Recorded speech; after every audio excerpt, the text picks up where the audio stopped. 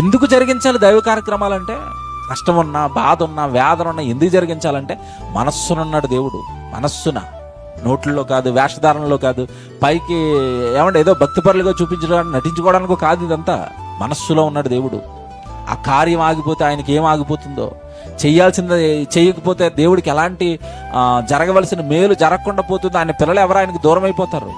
మనస్సును పట్టలేదట, వాళ్ళు మనస్సును పెట్టలేదట. ఎవడ ఆ జాత అంతా మనస్సును పెట్టక దేవుడిని విచ్చలవిడిగా బ్రతుకుతుంటే మనస్సున దేవుడిని పెట్టుకున్న ఆయనకి ఎవరు కనపడ్డారు ఇప్పుడు? హోషేయ. నాయన, నీ బాధే నా బాధ నాయన.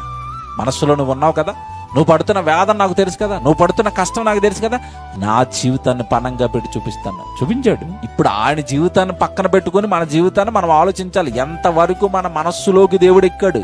దేవుడి జ్ఞానం మీకు ఎక్కితే నేను చెప్పినవన్నీ మీకు అర్థమవుతాయి అన్నాడు.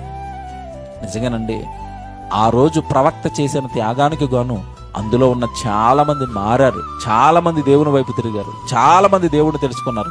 చాలా మంది దేవుడి కొరకు బ్రతికారండి ఈయన జీవితం పణంగా పెట్టడం వల్ల. మీ అందరికీ చెప్తున్నానండి, దేవుడు భక్తి అంటే జీవితాలను పణంగా పెట్టండి. జీవితం పణంగా పెట్టాలా. ఆ స్థాయికి మన భక్తి ఎదిగితే అప్పుడు ఏమైనా కాస్తో కోస్తో పరలోకం పెడతామని ఆశ పెట్టుకోండి. అంతే, ఆశ పెట్టుకోండి. అలా చెప్తున్నాను, ఆశ పెట్టుకోండి. కాస్తో కోస్తో జీవితాన్ని పణంగా పెడితే ఆశ పెట్టుకోండి. ఎందుకంటే భక్తి అంటే దేవుడు సర్వస్వాన్ని ఇచ్చి, సమస్తాన్ని నీకు అప్పగించి, నీకు కావలసినవన్నీ చేసి, శరీరం ఇచ్చి, ఆరోగ్యం ఇచ్చి, ఆహారం ఇచ్చి, ఈ లోకం ఇచ్చి, నీ పాపాల కొరకు యేసుక్రీస్తుల వారి ప్రాణాలు పణంగా పెట్టి, పరిశుద్ధాత్మ దేవుడిని ఇచ్చి, వాక్యం ఇచ్చి, పరలోకం నీ కొరకు సిద్ధంగా ఉందని వాగ్దానాలు చేసి, బోధకులనిచ్చి, సంఘాలనిచ్చి, నువ్వు చేస్తున్న పాపాలు కడుక్కోవడానికి యేసుక్రీస్తుల వారి రక్తాన్ని, శరీరాన్ని ఇన్ని ఇచ్చి దేవుడండి భక్తి చేయమంటే మనిషికి భక్తి భారం అయితే, ఆ రోజున్న మనుషుల్లాగే ఈ రోజున్న మనుషులు ఉన్నారా లేదా మీరు ఆలోచించండి.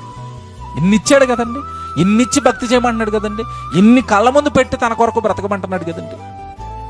ఏ భక్తుడండి భూమి మీద దేవుడిని మనసులో పెట్టుకుని జీవితాన్ని పణంగా పెట్టి బ్రతికే వాళ్ళు ఎవరున్నారు చెప్పండి?